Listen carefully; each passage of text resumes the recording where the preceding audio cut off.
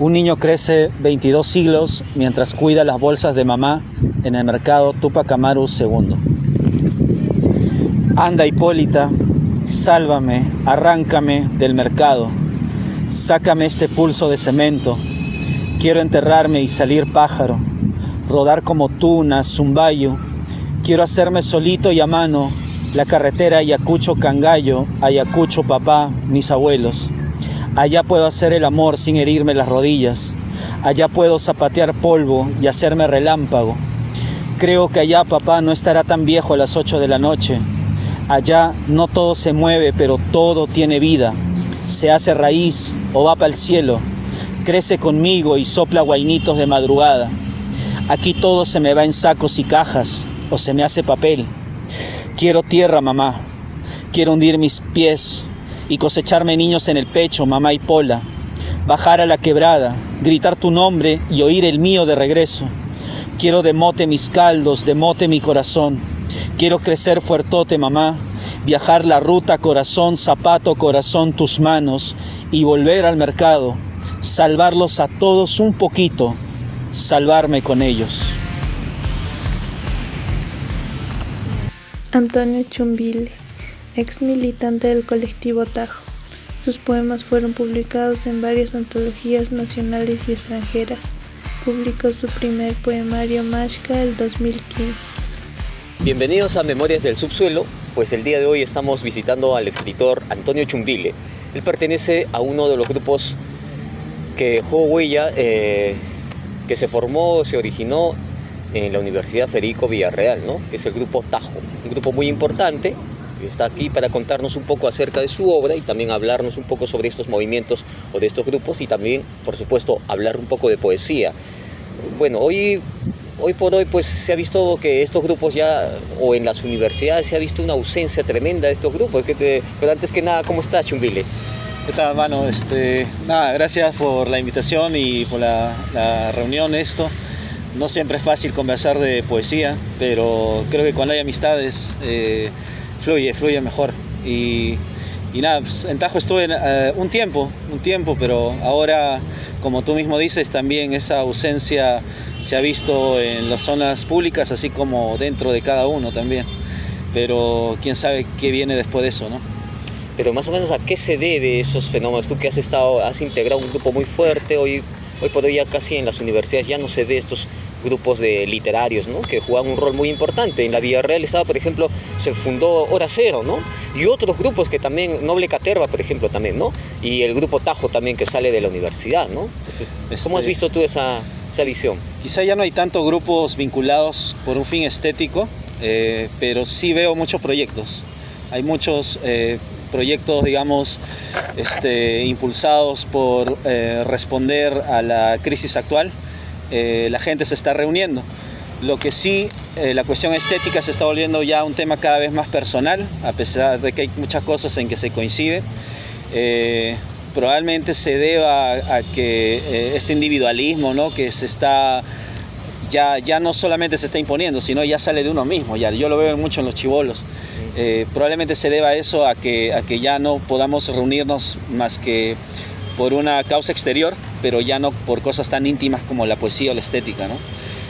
Pero probablemente sea un episodio, ¿no? Probablemente yo siempre creo que hay un florecimiento, luego hay un letargo, luego hay una crisis, luego vuelve el florecimiento, ¿no? Quizá estamos en la crisis saliendo, ojalá, ¿no?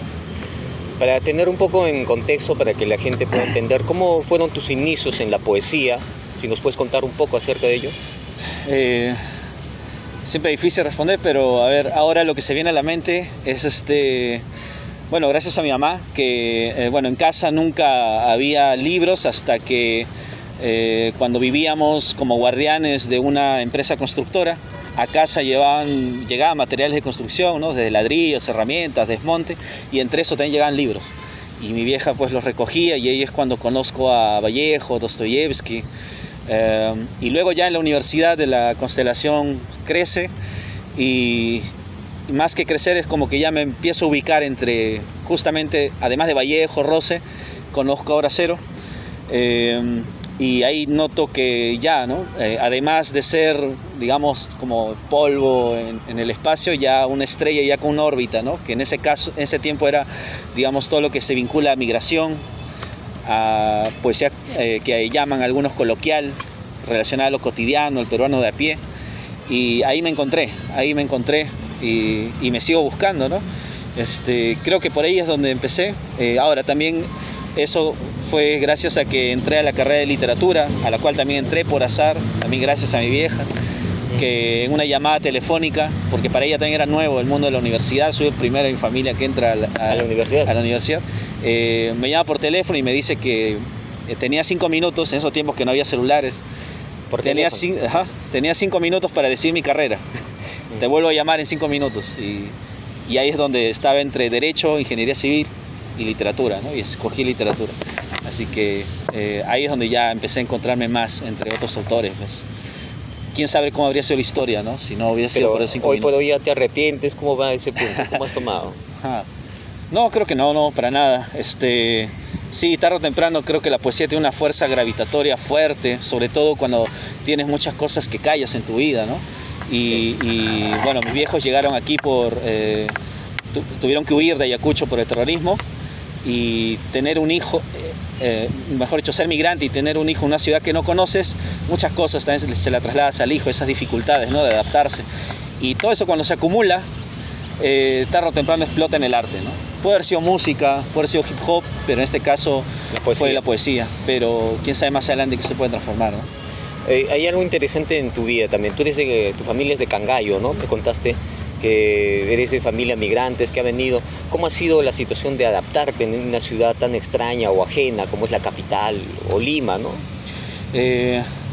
Yo nací en Lima, allá en San Juan Miraflores, pero algo que influenció en la dificultad de adaptarse era que justamente en casa, mis padres no salían mucho de casa, no salíamos mucho de casa, salvo justamente en las reuniones de los paisanos, ¿no? Que eran en carnavales o en fiestas patronales.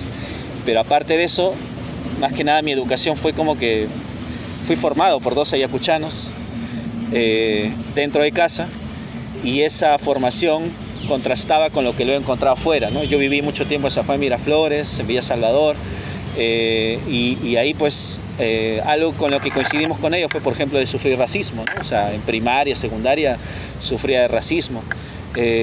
Y al mismo tiempo, cuando luego empezamos a entrar al mundo de la universidad, que era necesario, urgente, más por intuición que porque alguien lo haya hecho antes en mi familia, el centro de Lima era desconocido para mis viejos, para mí. No salían, o sea, no iban al centro. No, éramos de Cono Sur nosotros. Y lo que más conocía yo era, curiosamente, lo que más conocía era Surco, Miraflores, porque mi viejo trabajaba ahí de albañil. Y desde muy niños pues nos llevó ahí de ayudantes. Nada más, ¿no? Ese era trabajo, casa y el barrio, ¿no? Y en el barrio era pues un arenal, al mismo tiempo los pantanos de Villa estaban por ahí y la playa, ¿no? Ese era el microuniverso, digamos, en el que me movía. Pero cuando ya se abre la universidad, nuevamente adaptarse. O sea, y creo que mis viejos, una prueba de eso es de que cuando llega la pandemia, por ejemplo, tuvieron que nuevamente adaptarse, y ahí la decisión fue volver a Cangallo, ¿no? Y ahora están ahí. Y tuvieron que volver a aprender a ser campesinos, pero ya en siglo XXI.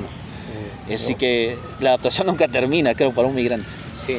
Regresando a Tajo, ¿nos puedes contar más o menos cuándo se fundó este grupo y quiénes han integrado este movimiento? Creo que fue alrededor del 2010, si no me equivoco. Yo no estuve en el momento preciso de la fundación, pero sí ya éramos amigos desde antes, porque coincidíamos en esta idea de que, bueno, en varias ideas, dentro de ellas en que la literatura tenía que acercarse o volver a acercarse al peruano de a pie. Al mismo tiempo también la universidad, la docencia, la crítica literaria, yo aporté eso por mi lado. Y bueno, cuando se funda en esas fechas, había un estigma sobre varios integrantes de Tajo porque eran de la Facultad de Educación. No sé si todavía continuará ese estigma, pero en algunas universidades estaba la idea, ¿no?, de que los de educación no pueden hacer literatura, sino solo de escuela de literatura, de la especialidad. Son solamente pedagogos. Ajá, ¿no? Sí, pues. Pero ellos a contracorriente sacaron la revista, y yo a contracorriente también, como le estaba ya antes en un grupo llamado Retratos de mi escuela, vi que en ellos coincidía también estéticamente, ideológicamente, y entonces me metí, ¿no? Y también recibimos esa discriminación en su momento, pero eso no detuvo a que Tajo llegara a sacar 8 revistas, a hacer un montón, números. Sí, 8 números de su revista del mismo nombre, varios recitales en calles, en buses, en plazas, en los conos de los que proveníamos cada uno, ¿no? De norte, sur, este. Incluso hicimos un festival de poesía, chicle, cigarrillo y poesía, ¿no? Festival ambulante de poesía. Y bueno, cada uno luego ya fue sacando sus libros y abriéndose camino, ¿no? Yo diría que hasta el número 8 de la revista fue hasta donde Tajo duró, y luego ya cada uno siguió su ruta. ¿De quién fue la propuesta? Esta idea me gusta, tan interesante de Tajo. Cuando yo estuve en uno de sus recitales, no sé en qué año fue, vine con Alexis Pach. Claro. Fue el recital al costado del río Rigma. Sí. Que hicimos, ha estado muy bonito. Y esa propuesta estética que ustedes tenían, más o menos, ¿de quién salió? Porque era una propuesta de llevarle a la poesía a las calles, ¿no? Me gustó eso, a los mercados, a los buses, no sé, a los parques. Yo diría que es una idea que atravesaba a todos y al mismo tiempo nuestra experiencia. Era inevitable caer en eso, o en todo caso ya crecimos con eso. ¿Por qué? Porque algo que distingue a la Villarreal de la San Marcos, a la Católica, es justamente su ubicación, ¿no? La Villarreal está en medio de... está cerca a 2 de Mayo, está cerca a Rímac, cerca... Y al mismo tiempo, al ser una universidad pública, todos los migrantes estaban ahí, ¿no?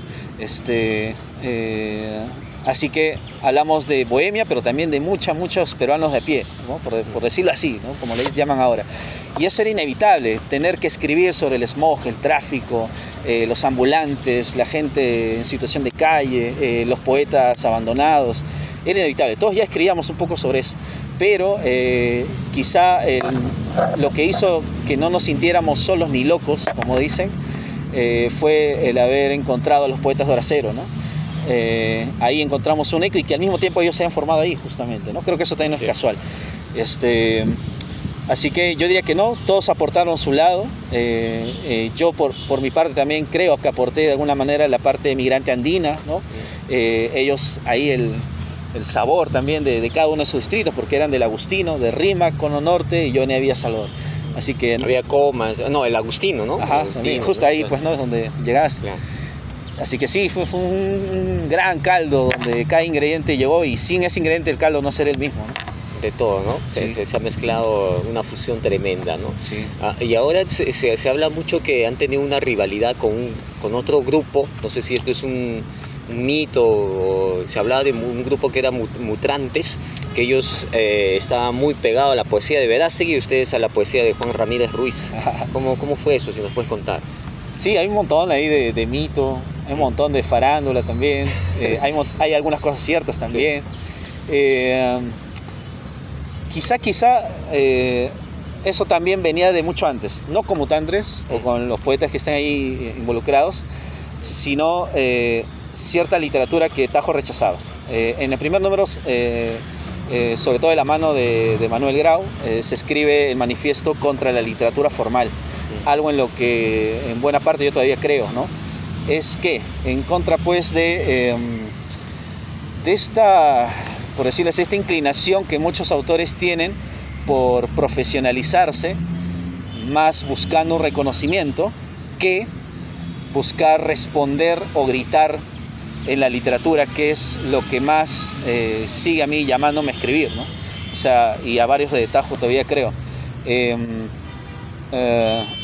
¿Por qué? ¿Qué sería una literatura formal? Justamente la que está muchas veces vinculada a, ¿cómo decirlo?, a premios, a editoriales o a querer... O reconocimientos. Sí, reconocimientos, pero no tanto para difundirse y llegar a la gente, sino para querer distinguirse de otros, ¿no? Y eso es algo que justamente ese rechazo que había a veces de algún estudiante de literatura por la educación. Eso, ustedes no son profesionales, les decían de alguna manera. Esta actitud que, bueno, como puedes ver, aún faltarían palabras para describirlo con exactitud, pero ahora podríamos ponerle el término de mercado, ¿no? Está en contra de la mercantilización de la literatura y que eso se mete al mismo tiempo en el alma del escritor. Bien, eso pasaba.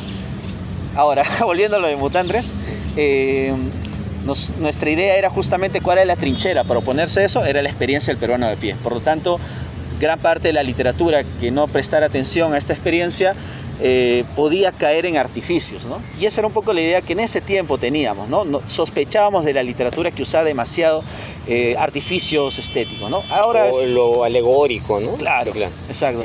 Y eso hizo que tuviéramos diferencias estéticas con algunos grupos, pero al final la buena literatura siempre queda, surja de donde surja, ¿no? Tenga que ver o no con el peruano de pie. Incluso hay varios poemas de varios ex integrantes de Tajo, míos incluso, donde no está esa experiencia que te digo, sino más experimentaciones formales y todo, ¿no? Pero en ese tiempo queríamos que esta poesía de la calle se imponga, o en todo caso recupere su territorio, y para recuperar tu territorio tienes que ir, pues, ¿no?, con el palo en alto, pues. Quizá por eso es que ha habido algunas que otras rencillas, pero eso es totalmente del pasado, me parece, ¿no? Sí, pero qué interesante la influencia también de esta poesía de la calle, que no necesariamente que tal vez ustedes lo hayan planteado, sino que ya se arrastraba también por otros movimientos que se acercaban mucho a la gente, a la población, al ciudadano de a pie. Ha sido muy fructífero también en el lado del sur, ¿no? En Arequipa también hay un grupo como es La Chimba, ¿no? Que también tiene ese mismo discurso, ¿no? Y también hay otros poetas, ¿no? Y hay una anécdota muy bonita que nos puedes contar, o una anécdota dentro de Tajo que pasaron dentro de esos tantos pleitos que se ha tenido. Hay varias, no bonitas, todas, pero sí varias. Justamente ahora que mencionas de La Chimba, recalcar eso, ¿no? De que la realidad lo exige, o sea, no es que salga un poeta, la realidad lo exige, la realidad hace brotar esta clase de poesía. Por eso se puede encontrar, yo creo, tajos o chimberos en cualquier lado. Y ahora, en cuanto a anécdota, quizá, bueno, empezando cuando conocimos a los de La Chimba en Arequipa, nosotros decíamos, hemos encontrado los tajos de Arequipa, por decirlo así, ¿no? Y jugamos con esta rivalidad antigua que hay entre Arequipa y Lima, y dijimos, vamos a hacer un tacanaco y poético. Y lo improvisamos ahí, en la misma plaza de Arequipa. Nos agarramos chimberos versus tajos, o tajodidos, y afortunadamente Serenajo no nos votó, más bien Serenajo llegó y se sumó a la gente que nos rodeó a escuchar, ¿no? Entre turistas y arequipeños. ¿Por qué? El tacanaco era que simplemente se anunciaba como un ring de boxeo a cada poeta, y se oponía poética contra poética, ¿no?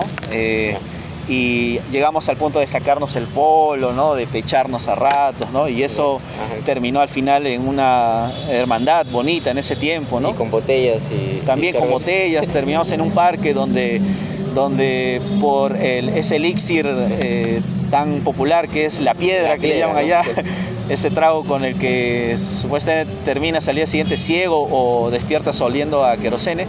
Bueno, ese trago nos hizo ver ardillas, que luego nos enteramos que eran ratas, que nos acompañaban ahí en la bohemia, en un parque de Arequipa, ¿no? Esa es una de tantas, ¿no? Pero como puedes ver, digamos que se mezclaba el andar, la improvisación, la bohemia, pero también el hacer, por decirlo así, un piquete cultural.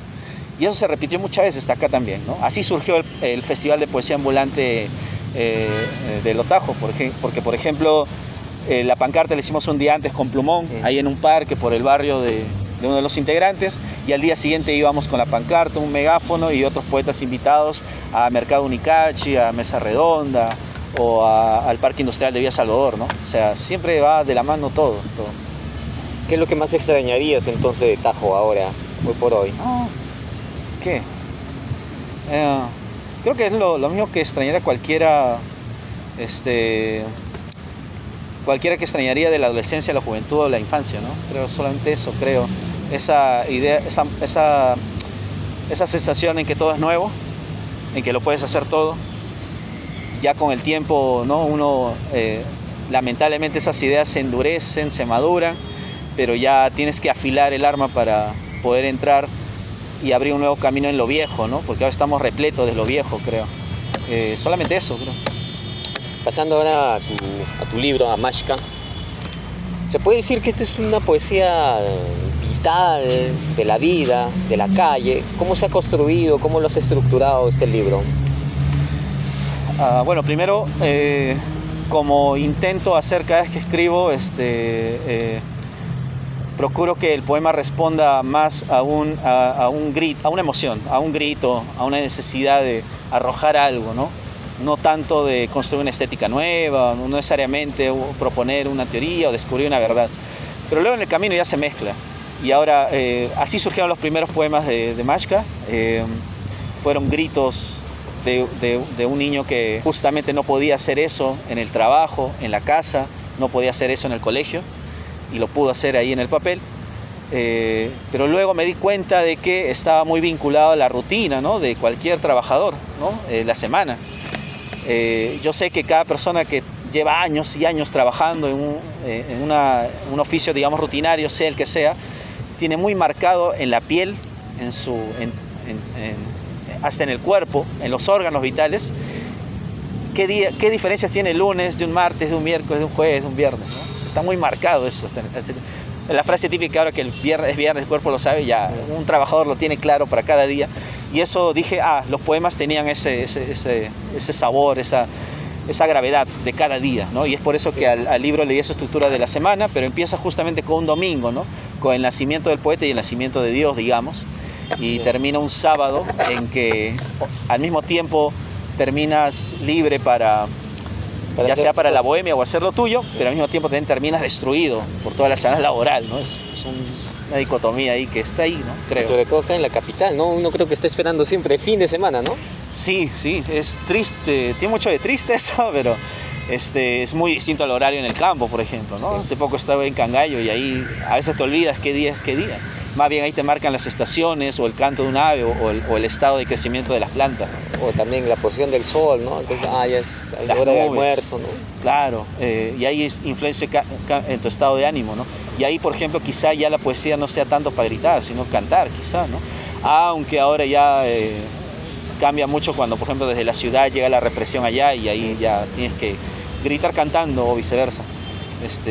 Pero sí, en este caso el poema el libro tiene mucho de Lima, pero también mucho de esta enseñanza ayacuchana que hubo en casa, que te digo, ¿no? Y por supuesto los viajes y los trabajos en la chacra que también estuve desde niño, ¿no? ¿Hay algunos referentes directos que podemos encontrar en el libro o el lector ya eso lo dejamos al lector ya? Ahí se menciona Cochapata, está Villa Salvador, Cochapata, está el nombre del mercado al que iba casi todos los días con mi mamá, ¿no? El mercado Tupac Amaru II.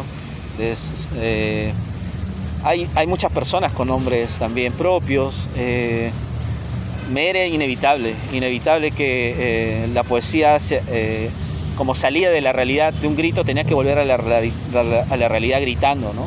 Muchas veces con nombres propios. Ahora la idea era continuar con el libro, continuar con esos nombres propios de calles, lugares, fechas y todo. Quería que el poema sea lo más real posible. Algo parecido a lo que hacía Cesario Martínez, ¿no?, con el poema coyuntural, que luego conocí después de Mashka. Pero ahora hasta los nombres están en peligro en la ciudad, creo, ¿no? Hasta los nombres se mercantilizan, hasta los nombres corren peligro, que hay extorsiones y todo, o sea, claro. Hasta los nombres también se pierden su significado real dentro de estos tiempos de falsas noticias, de noticias falsas, ¿no? Así que hay que buscar otros medios ahora para gritar.